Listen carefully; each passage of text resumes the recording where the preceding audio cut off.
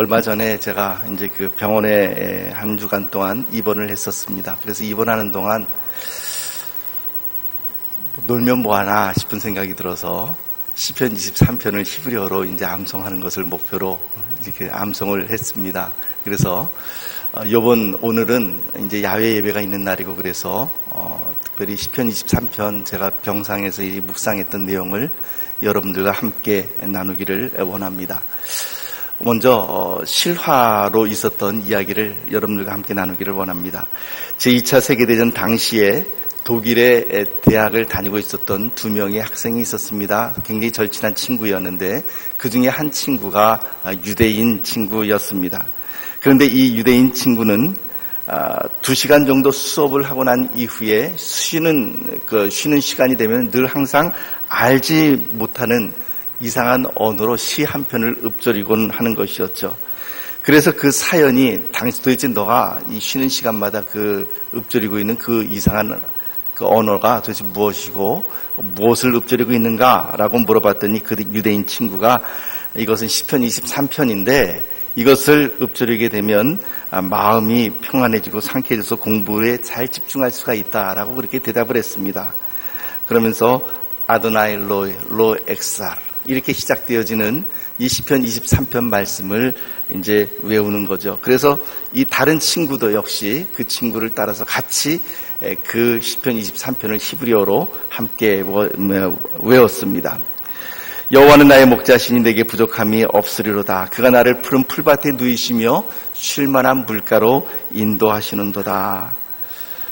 그러던 어느 날 두 사람에게 참으로 엄청난 불행이 찾아왔습니다. 나치의 핍박을 피해서 은신처에 숨어있던 그 유대인 친구가 나치의 비밀 경찰에 붙잡혀서 그만 죽음의 수용소로 끌려간다는 소식을 듣게 되었습니다. 이 친구가 급히 자기의 자전거를 타고 끌려간다라고 하는 그 현장으로 달려갔을 때는 이미 유대인 친구와 그의 가족들이 트럭에 실려서 이미 어디론가 이제 떠나고 있었습니다. 이 친구는 미친 듯이 그 페달을 밟아서 어찌됐든지 그 친구의 마지막 얼굴을 보기를 원해서 미친 듯이 그 페달을 밟아서 그 트럭의 뒤를 쫓아갔습니다. 그런데 그 모퉁이 쪽으로 들어가면서 트럭이 그 속도를 죽이게 될 때에 그 트럭의 뒷좌석에서 그 자기가 그렇게 사랑했던 그 친구가 유대인 친구가 고개를 내밀고 그리고 한박 웃으면서 그 친구를 향하여서 무엇인가 크게 외치는 것이었습니다. 눈물이 가려 보이지 않았지만 그 친구는 뜻밖에도 그 친구의 입에서 나온 그 소리는 바로 그것이었죠. 시편 23편 말씀 아도나이 로 엑살 비노테스 야르비체니 알메이 메노트 예하넬레이 이렇게 이제 시작되어지는 이 시편 23편의 말씀을 암송하고 있었습니다. 이 친구는 그 트럭의 뒤를 쫓아가면서 자기도 함께 그 히브리어의 시편 23편을 악을 쓰듯이 함께 그렇게 암송을 했습니다. 그러다가 길 모퉁이에서 그만 자전거가 돌부리에 부딪혀 붕 떴다가 떨어지며 함께 떨어지게 되었고 그 사이에 가속도가 붙은 트럭은 이제 모퉁이 길을 돌아 멀리 사라져버리고 말았습니다. 유대인 친구가 잡혀간 이후에 독일의 나치 정권은 더욱더 발악하기 시작했고 그 후 하나 남은 친구도 군대에 징집되어서 독일군으로 이제 이번에는 거꾸로 독일군으로 전선에 투입이 되었습니다. 그리고는 마침내 러시아에서 연합군에게 포로로 붙잡히게 되었고 얼마 후에 다른 독일군 포로들과 함께 총살을 당하러 끌려가게 되었습니다. 그때 그의 머릿속에 총살장으로 끌려가면서 그의 머릿속에 떠올랐던 것은 죽음의 가스실로 끌려가던 그 유대인 친구의 얼굴이었죠. 죽음의 길로 끌려갔지만 한박 웃음을 머금은 그 유대인 친구의 얼굴. 그래서 이 상황에서 이 다른 친구도 역시 속으로 그렇게 결심을 했습니다. 그래, 나도 그 유대인 친구처럼 웃으며 담담하게 죽음을 맞이하자. 그렇게 다짐을 했습니다. 함께 포로된 독일군 동료들이 하나둘 총알에 이제 쓰러지게 되고 드디어 이 친구의 차례가 되었죠. 근데 이 친구가 처형하려고 하는 그들에게, 그 소련군들에게 그렇게 그 요청을 했습니다. 한 가지 소원이 있는데 죽기 전에 내가 시 한 편만 낭송하고 죽을 수 있도록 나에게 시간을 달라라고 하는 것이었습니다. 죽기 전에 마지막 소원이니까 그 정도는 들어줬겠죠. 그래야 사랑하는 유대인 친구가 죽음의 길을 떠나면서 외웠던 시편 23편을 소리내어서 히브리어로 외우기 시작했습니다. 아까 읽었던 그런 말씀처럼 여호와는 나의 목자시니 내가 부족함이 없으리로다. 아도나이 로엑사르. 그가 나를 푸른 추장에 누이시며 쉴 만한 물가로 인도하시는도다. 이렇게 히브리어로 외우자 죽음에 대한 공포와 두려움이 사라져가고 자신도 알 수 없는 힘과 용기와 죽음이 평안이 그런 죽음이 사라지고 비용기와 평안이 파도처럼 밀려오는 것을 느낄 수가 있었습니다. 그때 놀라운 일이 벌어졌죠. 사형을 집행하던 그 연합군 장교가 자리에서 벌떡 일어나더니 목청을 돋우어서 시편 23편을 함께 암송하는 것이었습니다. 그것도 히브리어로. 그 연합군 장교는 바로 러시아계 유대인이었습니다. 그 장교는 곧바로 그 친구를 풀어주라고 명령하면서 안이 벙벙하여 바라보고 있는 그 부하 동료들에게 이야기하기를 하나님의 백성은 그가 비록 독일군 악마의 제복을 입고 있다 할지라도 하나님의 백성입니다 라고 그렇게 외쳤다라고 하는 것입니다. 실제로 일어났던 2차 세계대전 당시의 실화입니다.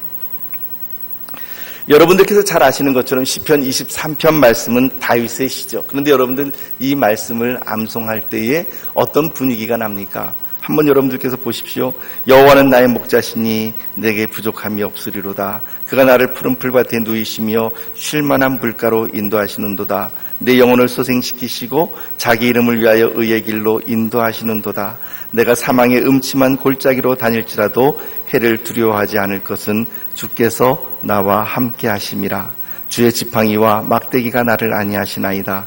주께서 내 원수의 목전에서 내게 상을 차려주시고 기름을 내 머리에 부으셨으니 내 잔이 넘치나이다. 내 평생의 선하심과 인자하심이 반드시 나를 따르리니 내가 여호와의 집에 영원히 살리로다. 어떠십니까? 여러분들 이 시편 말씀, 23편 말씀을 이렇게 들어보시니까 어떤 내용인 것 같아요? 막 그 감정이 막 복받치고 그리고 또한 위험한 어떤 그런 상황입니까? 아니면은 굉장히 평화롭고 그리고 또한 화평하고 이런 내용입니까? 전자입니까? 후자입니까? 후자처럼 느껴지죠? 그런데 사실은 시편 23편의 그 유대인 미드라시를 보게 되면 시편 23편은 언제 저작이 되어졌냐면 다윗이 왕이 되기 전에 이 사울 왕에 의해서 쫓겨다니면서 유대 광야에 있을 때에, 즉 그의 목숨이 경각에 달려있고 그리고 언제 죽을지 모르는 그런 상황 가운데에서 시편 23편을 저작했다라고 그렇게 이야기를 하고 있습니다. 다윗은 왕이 되기 전에 베들레헴 이새의 아들로서 양을 치는 목동이었죠. 베들레헴의 위치를 감안한다면 아마도 그 당시에 그 목동들이 한 곳에서만 그 양을 치는 것이 아니라 양이 이 식성이 워낙 좋거든요. 그래서 그 어떤 지역에 그 풀이 다 소진되고 나면 그 다음엔 다른 목초지로 또 이렇게 이동을 해서 그렇게 양떼를 먹이게 됩니다. 그래서 지금도 베두인 그 양을 먹이는 그 베두인족들을 보면 유대 광야 이곳저곳을 옮겨 다니면서 그 양을 치고 있는 모습을 지금도 볼 수가 있습니다. 그렇다면 베들레헴의 위치와 연관돼서 생각해 본다면 아마도 목자로서 다윗의 이 주 활동지는 유대 광야였을 것임을 우리가 알 수가 있고, 또 우리가 아까 말씀드린 것처럼 이 시편 23편의 말씀은 바로 유대 광야에 다윗이 그의 목숨이 경각에 달려있을 때에 지은, 그래서 하나님께 찬양했던 찬양시라고 하는 것을 말씀을 드렸습니다. 그가 목자였기 때문에 굉장히 이 양에 대한 그 속성을 잘 알고 있겠죠. 1절 말씀은 이렇게 기록을 합니다. 여호와는 나의 목자시니 내가 부족함이 없으리로다. 내게 부족함이 없으리로다. 여호와 하나님은 누구의 하나님이 아니라 바로 누구의 하나님이죠? 나의 하나님이십니다. 나의 목자이신 것이죠. 우리는 하나님 하면 굉장히 막연하게 생각을 합니다. 우리 모두의 하나님, 우리 하나님, 나의 하나님이시기도 하지만 너의 하나님이시기도 하고 우리 모두의 하나님. 물론 그것은 맞습니다만, 그러나 그렇게 막연하게 우리 하나님이 되다 보니 하나님이 좀 멀어 보이기도 합니다. 그러나 시편은 곳곳에서 나의 하나님, 나의 반석, 나의 목자, 나의 피난처, 나의 요새, 나의 산성, 이런 나의라고 하는 말을 써서 하나님과 나를 밀접하게 연관시켜 놓고 있는 것을 볼 수가 있습니다. 저는 축복합니다. 하나님께서 바로 여러분 자신 한 분 한 분의 하나님이 되시기를 예수님의 이름으로 축복합니다. 그것을 느끼고 나의 하나님이신 것을 고백하게 되면 우리 하나님, 단순히 막연하게 불렀던 하나님과는 굉장히 다른 친밀감이 거기에서 느껴지는 것이죠. 나의 하나님이라고 고백하는 이가 복이 있습니다. 그 하나님이 나의 목자이시기 때문에 내가 부족함이 없습니다. 세상에 부족함이 없는 사람이 있겠습니까? 돈도 부족함이 많고, 건강도 돈도 부족함이 없고, 건강도 부족함이 없고, 그리고 자녀도 부족함이 없고, 직장도 부족함이 없고, 친구도 부족함이 없고, 세상에 이렇게 모든 것이 완벽하게 모든 것이 부족함이 없는 그런 사람이 있을까요? 여러분들이 생각하실 때 어떠세요? 저는 여태까지 살아오면서 그런 사람은 본 적이 없습니다. 물론 있을 수도 있겠지만 지금까지는 제가 본 적이 없습니다. 돈이 부족함이 없으면 건강이 부족하든가 자녀가 부족하든가 뭔가가 반드시 부족합니다. 그런데 왜 시편 23편은 내게 부족함이 없다고 고백하는 것일까요? 한번 히브리어를 잠깐 이 부분에서 보죠. 아도나이 로이 로 엑살, 아도나이 로이, 여호와, 아도나이는 이제 주님이라는 뜻이죠. 로이는 바로 나의 목자라는 뜻이죠. 로 엑살, 내게 부족함이 없으리로다, 이렇게 되어 있습니다. 우리 평택에도 여기 로이 무슨 병원, 로이 정형외과인가 무슨 로이 무슨 병원이 있죠?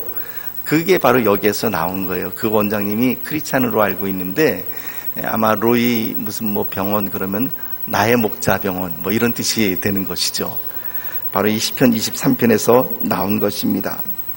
만약에, 그런데 말이죠, 이 히브리어를 보니까 어떤 내용이냐면, 만약에 돈이나 건강이나 자녀나 그 밖에 외적인 것에 있어서 내게 전혀 부족함이 없다라고 그렇게 고백을 한다면 이 부분의 히브리어는 이렇게 바뀌어야 될 거예요. 아도나이 로이, 여호와는 나의 목자이시기에 로 익사루 엘라이, 즉 나에게 로 익사루 엘라이, 지금 제가 변형시킨 거죠. 나에게 다른 외적인 어떤 그런 부족함이 전혀 없다라고 하는 거죠. 그러니까 아도나이 로이 로 익사루 엘라이, 만약에 이렇게 시편이 시작되었다면 돈도 부족함이 없고 건강도 부족함이 없고 자녀도 부족함이 없고, 그리고 그 외에 그 어떤 것이든지 나에게 부족함이 없는, 모든 것이 다 풍족한 그런 조건을 이야기하는 것일 겁니다. 그런데 오늘 본문은 뭐라고 얘기해요? 아도나이 로이, 여호와는 나의 목자시니 로 엑사르, 나에게 부족함이 없다. 그래서 저는 이 부분의 히브리어를, 그러니까 한국어를 이렇게 좀 바꾸어서 번역해야 되지 않을까 싶습니다. 여호와는 나의 목자시니, 지금 우리가 갖고 있는 성경은 내게 부족함이 없다 이렇게 되는데, 내가 부족함이 없으리로다. 여러분, 내가 부족함이 없는 것하고 내게 부족함이 없는 것하고는 어떤 차이가 있을까요? 자, 우선 첫째, 내게 부족함이 없다라고 하는 말은 어떤 의미가 될까요? 이거는 외적인 환경을 이야기하는 것입니다. 외적으로, 물론 그 내적인 것까지 이렇게 다 얘기해서 이렇게 얼버무려서 이렇게 이야기할 수도 있겠지만, 좀 더 그냥 자세하게 굳이 우리가 분석을 한다면, 내게 부족함이 없다는 것은 외적인 환경, 돈도 부족함이 없고, 건강도 부족함이 없고, 자녀도 부족함이 없고, 학식도 부족함이 없고, 모든 이런 외적인 환경들이 부족함이 없을 때, 그것은 내게 부족함이 없는 것일 것입니다. 그런데 여호와는 나의 목자시니 내가 부족함이 없다, 이 말의 의미는 무슨 말일까요? 이것도 부족하고 저것도 부족하고, 흡사 하박국서에 있는 말씀처럼 외양간에 송아지가 없고 그리고 감람나무에 소출이 없고, 그리고 우리의 양떼가 없고, 포도나무에 열매가 없고, 이런 없지만 나는 구원의 하나님으로 인하여 기뻐하리로다 라고 할 때 그 상황이 바로 무엇이냐면 내가 부족함이 없으리로다. 바로 그 상황입니다. 하나님이 나의 목자이시기 때문에 부족한 것이 비록 너무나도 많이 있지만 내가 부족함을 느끼지 못하는 거예요. 왜요? 하나님이 바로 나의 목자이시고 그분이 바로 나의 부족함을 또한 채우시는 분이시기 때문에 그렇다라고 하는 것이죠. 사랑하는 성도 여러분, 성도는 누가 성도입니까? 외부적인 조건이 풍족하기 때문에 만족해하는 것이 성도가 아니라 외부적인 조건이 부족하다 할지라도 여호와는 나의 목자이시기 때문에, 아도나이 로이, 여호와께서 나의 목자이시기 때문에 내가 부족함이 없는 자들, 그 사람들이 바로 성도라고 하는 것입니다. 저는 축복합니다. 주님 때문에 부족함을 느끼지 못하는 저와 여러분들이 되시기를 축복합니다. 주님 때문에 만족하시는 여러분들이 되시기를 축복합니다. 3절 말씀을 한번 볼까요? 3절 말씀 같이 읽어봅니다. 시작.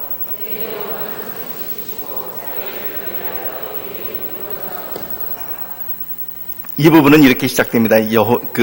히브리어는 납시 예쇼베 얀헤니 베말레이제덱 레만 슈모. 그러니까는 내 영혼을 소생시키시고 납시 예쇼베 이렇게 기록을 하죠.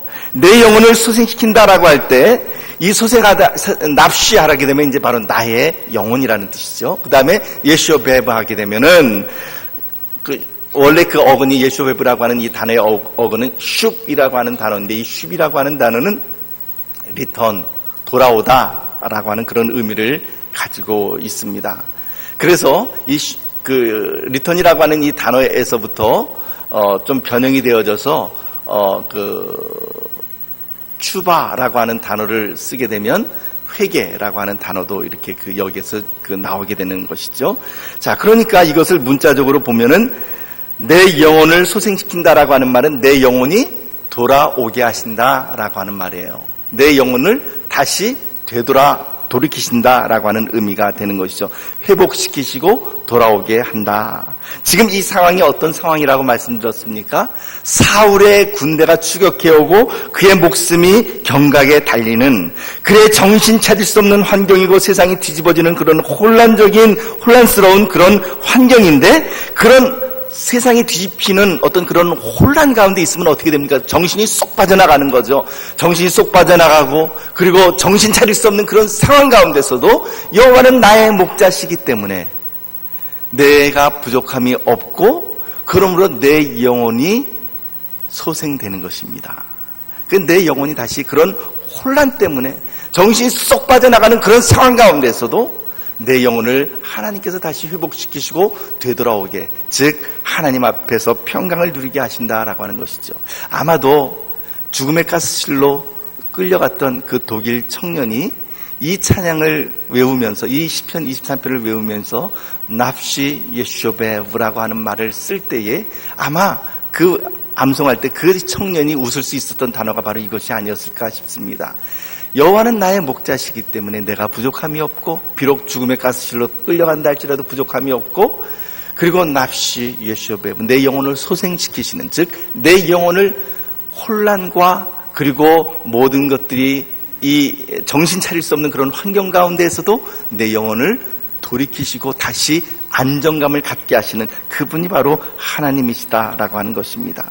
사울이 추격하고 군대가 그를 죽이려고 하고, 그리고 진치는 그런 정신 차릴 수 없는 환경, 세상이 뒤집히는 혼란 속에서도 주님으로 인하여 내 영혼이 회복되고 정신 차리고 안정을 찾아 되돌아온다라고 하는 말의 의미인 것이죠.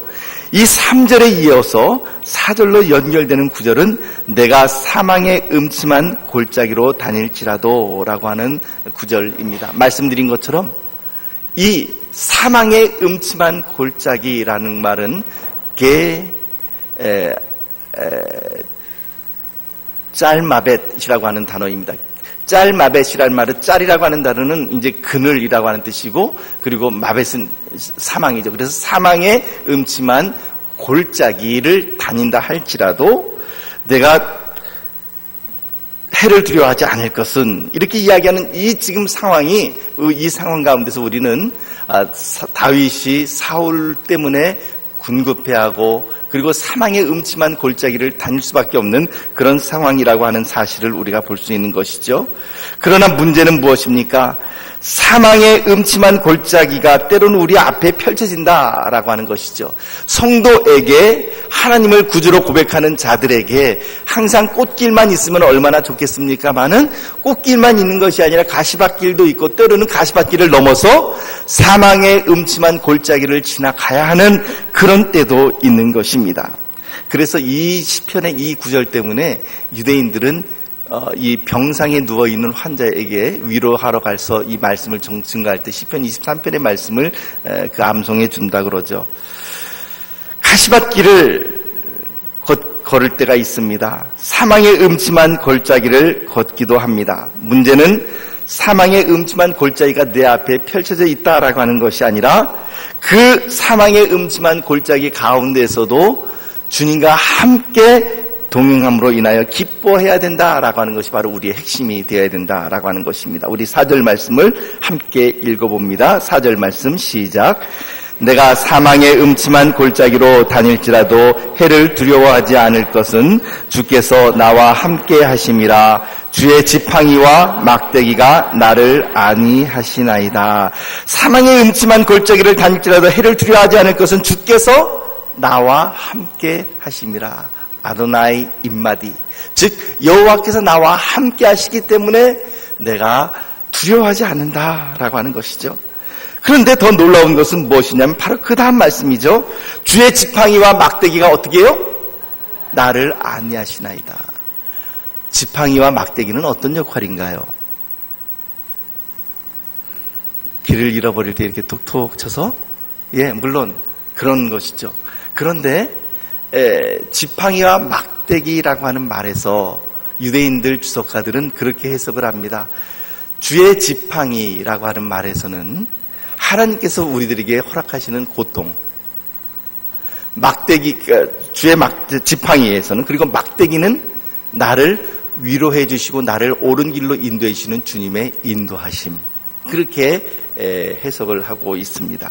사랑하는 성도 여러분, 때로는 하나님께서 우리를 치시지만 또 때로는 우리를 위로해 주시지만 그 모든 것들이 다 무엇이라고요? 주의 지팡이와 막대기가 나를 안위하신다. 안위하신다는 말의 의미는 무슨 뜻이죠? 1번 평온하게 하신다, 2번 위로하신다, 3번 괴롭게 하신다.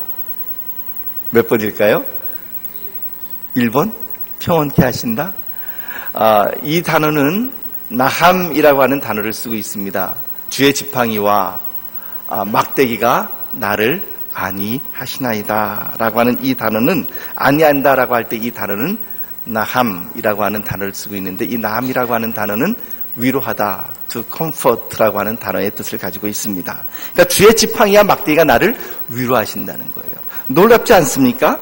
때로는 하나님께서 우리들 가운데 그러니까 우리를 인도해 주시는 하나님의 인도하심에 대해서는 우리가 위로함을 받을 수가 있지만, 평안함을 얻을 수가 있지만, 그런데 때로는 주님께서 우리들에게 허락하시는 고통조차도 그것이 어떻다고요? 그것이 나의 위로가 된다고요.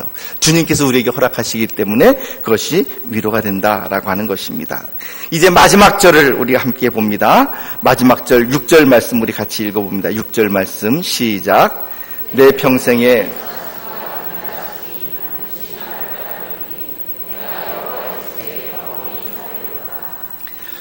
선하심과 하나님의 선하심과 인자하심이 반드시 나를 따르리니.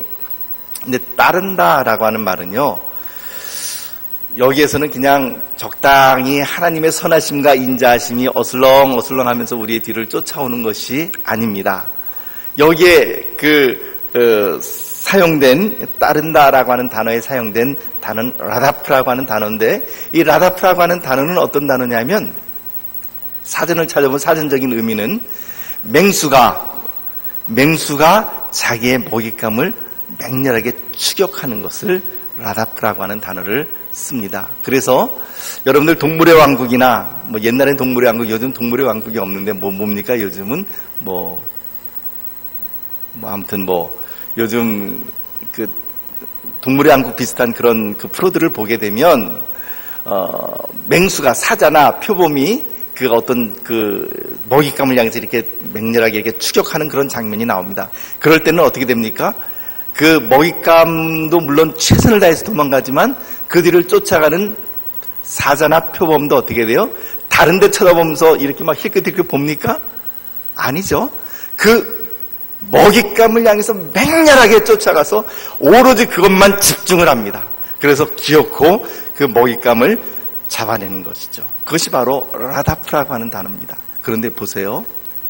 여호와의 선하심과 인자하심이, 즉 헤세드 베톱, 여호와의 선하심과 인자하심이 진정코 나를 따르리니 라고 이야기할 때 그 여호와의 선하심과 인자하심이 맹수가 먹잇감을 추격하듯이 나를 추격해서 반드시 나를 덮칠 것이니, 이런 뜻이 되지 않겠습니까? 그러니까 하나님의 선하심과 인자하심은 그냥 적당히 우리 뒤에 거리를 두고 쫓아오는 것이 아니라 맹수가 먹잇감을 쫓아오듯이 맹렬하게 우리를 쫓아와서 반드시 우리를 지배하고 반드시 우리 위에 하나님의 선하심과 인자하심이 우리를 지배하는 놀라운 그런 역사가 있다라고 하는 것이 바로 이 마지막 절의 말씀인 것입니다. 사랑하는 성도 여러분, 오늘은 야외 예배로 드리는 날입니다. 우리가 어떤 환경에 있든지 중요한 것은 하나님의 선하심과 인자하심이 우리를 라다프, 맹수가 맹렬히 뒤를 쫓아오듯이 우리의 인생을 쫓아온다라고 하는 것입니다. 하나님의 선하심과 인자하심이 여러분들을 결코 놓치지 않습니다. 하나님의 선하심과 인자하심이 반드시 여러분들을 덮칠 것이고 여러분들을 지배할 것입니다. 다윗은 황량한 유다의 황무지에서 사울의 추격을 받으며 가장 좋지 못한 환경 속에서 이 놀라운 평화의 시편 23편을 지었습니다. 그 첫 구절은 여호와는 나의 목자, 나는 부족함이 없습니다 라고 하는 바로 이 구절로 시작되는 것입니다. 사랑하는 성도 여러분, 이제 이 시편 23편의 말씀을 우리가 함께 나누었는데 바로 이 말씀처럼 어떤 환경에서든지 하나님 때문에 부족함이 없는, 하나님 때문에 기뻐하시는 저와 여러분들이 되시기를 주님의 이름으로 축복하고, 그 하나님의 선하심과 인자하심이 참으로 여러분들을 지배하고 여러분들을 압도하는 놀라운 하늘의 은혜가 이 시간 그리고 평생 여러분들의 평생에 하늘로부터 임하게 되시기를 예수님의 이름으로 축복합니다. 우리 함께 기도하겠습니다.